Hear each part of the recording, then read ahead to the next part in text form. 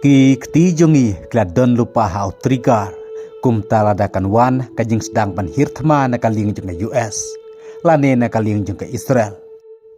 Kum ta kan sa simpor satang daki sekon haka klip mat ke batang daki sekon ngin sapen pai kelai ke Amerika. Hadu ba ke Amerika kan samat ya ke jingpang ke jing jenjar ke jing mensau. Kabah hadu kan sababe ya ke kabah kelas tang ningkong ban kerwit ya ke Iran.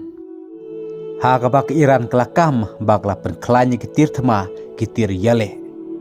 Bad ya kanila keren maham da komandar jong ka RGC jong ka Iran.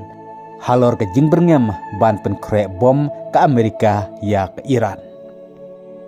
Namar ba presiden jongkari Amerika Donald Trump ula ong baka kenhun flotilan da Amerika kadang don halenti ban yarap ya gipat nyong yaki jong ke Iran. Bad Donald Trump ula ong ru baka jhatma ke Amerika bad ki bor sipai kidang don halenti sya Iran. Bad kermen pakan JA yaki Henry da JA ngin sepet.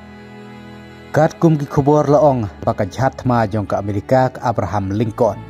Kelami na Amerika kelapoi si Arabian Sea.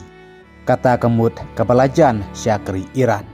Bat kene kajhat kabalaban kit dagi pau teliki aircraft ki jetma. Kelaban sa syaduriau kumbah hadu arphosnem klem dadun kam pan bujili umpniang.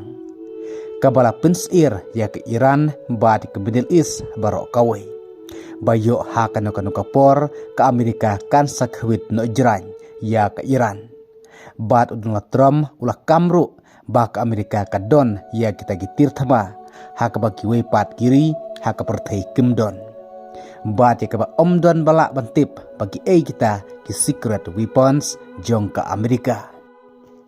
Kajing ya kawang ketin keba mar keliang pedang ke Amerika bat ke Iran klan nangjur karban nang mi kisngi. Henry lahato kanekan kut tangha katma ketin lane ke Amerika kan Malaysia daka kam Persia ya ke Iran. Kajing ya penkre ya ke tirtma kelaja bun teli kiri kentup kari Amerika, Israel, Iran bat bun kiri di balapan pawan kersian ya ke Iran.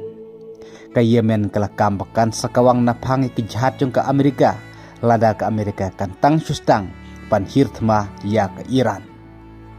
Kum taru ke bandangja nang ne syakmat dengan api wepat ki kubor di bandangwa Malaysia.